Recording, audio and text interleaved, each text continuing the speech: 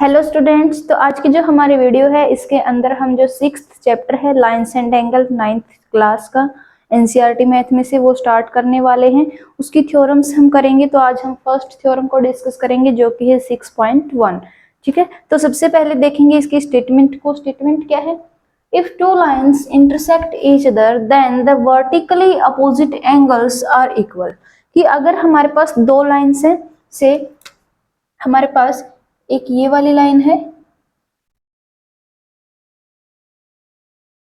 A B and एक हमारे पास ये वाली लाइन है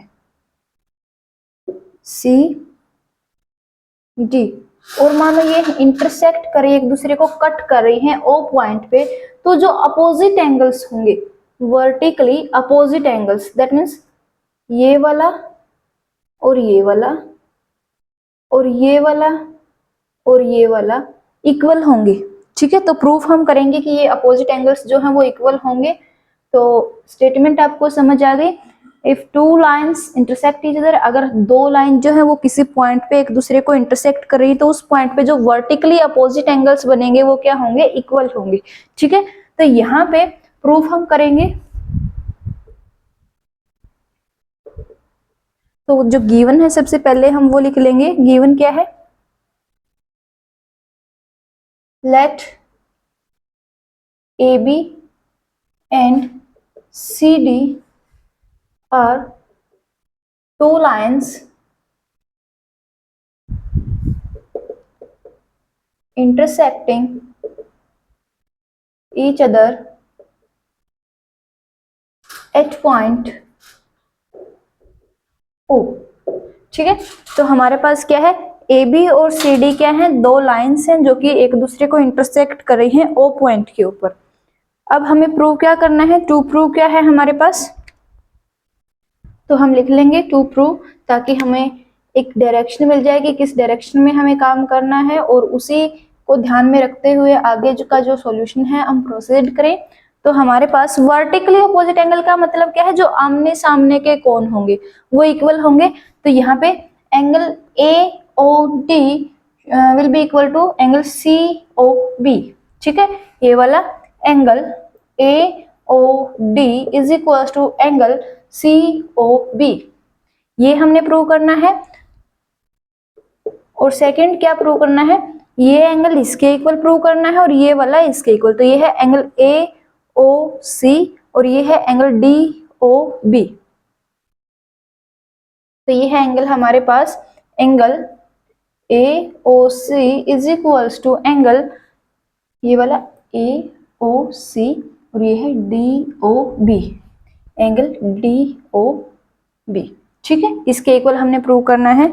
तो चलिए अभी करते हैं। तो हेयर टेकिंग लाइन, अगर हम जो ए बी लाइन को लें, तो टेकिंग लाइन ए बी, अगर हम ए बी लाइन को लें तो angle A O D plus angle D O B is equals to 180 degree. क्यों? क्योंकि लीनियर पेयर ऑफ एंगल्स हैं।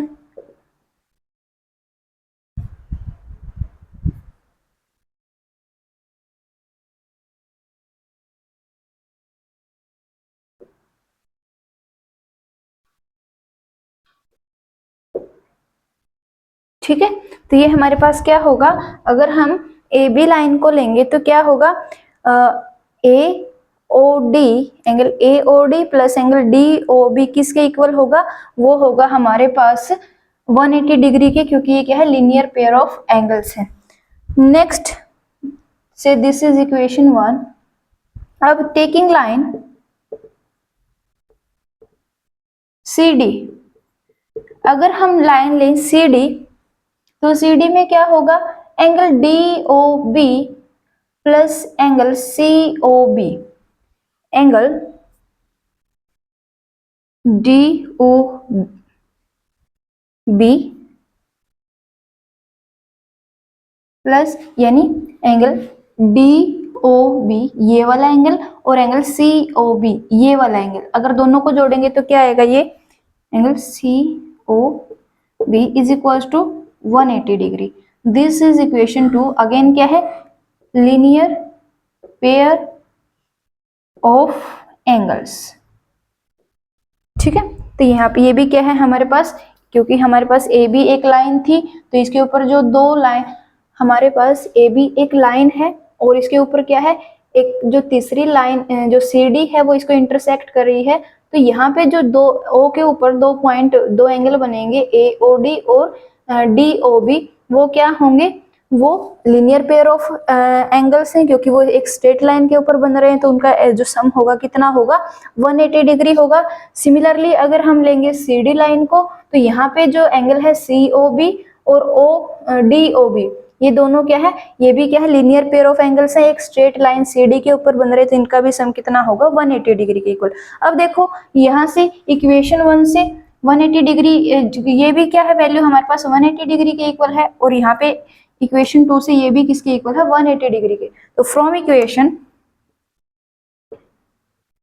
1 एंड 2, अब दोनों इक्वेशन को अगर लेंगे तो अगर ये भी 180 डिग्री के है, ये भी 180, दोनों एक दूसरे के इक्वल होंगे।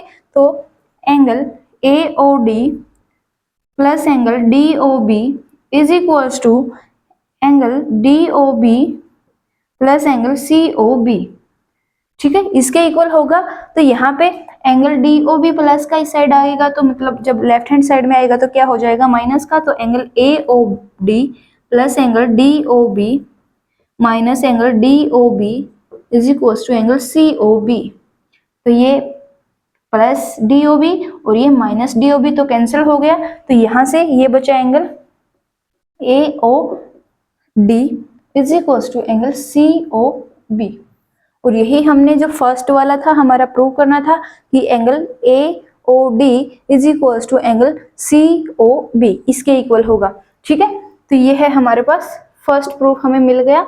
सिमिलरली अब यहाँ पे देखो सेम वाला, ये तो हमने प्रूव कर लिया कैसे, दोनों के दोनों ही लीनियर पेयर वाला ही हमने क्या लिया, कॉन्सेप्ट लिया। तो ये एंगल क्या आ गए, हम हमारे इक्वल आ गए। सिमिलरली यही वाला कॉन्सेप्ट हम लगाएंगे ए बी लाइन के ऊपर।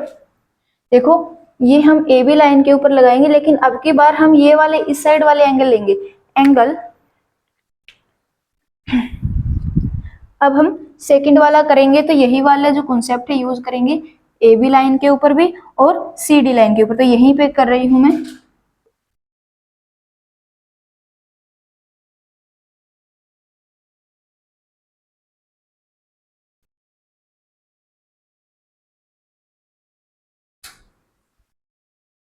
ठीक है, एक तो हमने कर लिया। अब आगे आप या तो सिमिलरली लिख के कर सकते हो, बट मैं आपको प्रूव करके दिखा रही हूँ कि यहाँ पे हम आगे कैसे कर सकते हैं। अगर थोड़ा सा लेंथी आप इसको करना चाहते हो, अगर 4 या 5 मार्क्स के अंदर ये थ्योरम आई है तो आप वहां पे थोड़ा सा इसको एक्सटेंड करके कर सकते हो, ताकि सेकंड वाला प्रूफ भी ज्यादा नहीं, सिर्फ 2 लाइन का ही है। तो ए बी दोबारा से हम लाइन लेंगे, ए बी जो हमारे पास लाइन है, तो यहाँ पे ये वाली में तो फिर हमारे पास क्या है, इसी स्ट्रेट लाइन के ऊपर बन रहे हैं। तो angle A O C plus angle C O B is equals to 180 degree. Angle A O C ये वाला और प्लस सी ओ बी ये वाला, इन दोनों को ऐड करेंगे तो ये भी क्या आएगा, 180 डिग्री के। तो इसको हम नाम देते हैं इक्वेशन नंबर 3। रीजन क्या है, same linear pair of angles है। अगेन फिर हम लाइन लेंगे सी डी लेंगे। तो यहाँ पे पहले हमने कौन सा लिया था, पहले हमने लिया था ये वाला।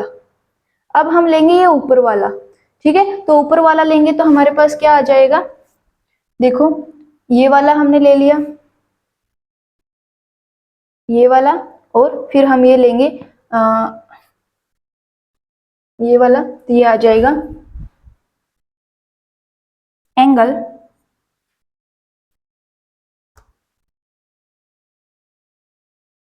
सी O B plus angle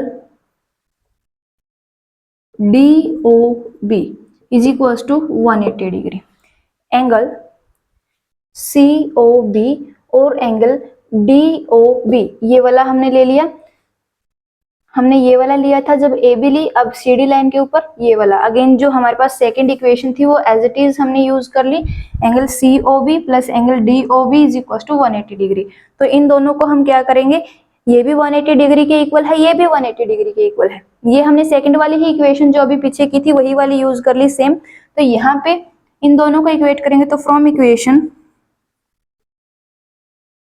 2 and 3, equation 2 और 3 को हम यूज करेंगे तो ये हो जाएगा angle AOC plus angle COB is equal to angle COB plus angle DOB। ये हो गया। तो angle COB right hand side में प्लस का है, जब लेफ्ट हैंड में आएगा तो क्या हो जाएगा, लेफ्ट हैंड साइड में ये माइनस का, तो ये आ जाएगा angle AOC plus angle COB minus angle COB is equal to angle DOB। ठीक है, तो ये प्लस का COB, ये माइनस COB, तो यहाँ पे बच गया angle AOC is equal to angle DOB। Angle AOC is equal to angle DOB, यानी एंगल AOC ये वाला एंगल जो है वो इक्वल हो गया एंगल DOB इसके, और एंगल AOD ये वाला एंगल इक्वल हो गया एंगल COB इसके। ठीक है, तो वर्टिकली अपोजिट एंगल्स क्या हो गए, इक्वल, हेंस प्रूव्ड। ठीक है, तो ये थी हमारी फर्स्ट थ्योरम 6.1 कि अगर हमारे पास दो लाइंस जो हैं हमने वो ले ली AB और CD, वो इंटरसेक्ट करें किसी पॉइंट O के ऊपर, तो उसके जो वर्टिकली अपोजिट एंगल्स होंगे वो क्या होंगे, इक्वल होंगे, और ये हमने यहाँ पे प्रूफ के साथ किया है। ठीक है, तो ये थी हमारी फर्स्ट थ्योरम 6th चैप्टर की, लाइंस एंड एंगल की। तो उम्मीद है आपको अच्छे से समझ आ गई होगी। तो मिलते हैं नेक्स्ट वीडियो में नेक्स्ट थ्योरम के साथ, तब तक के लिए थैंक यू वेरी मच।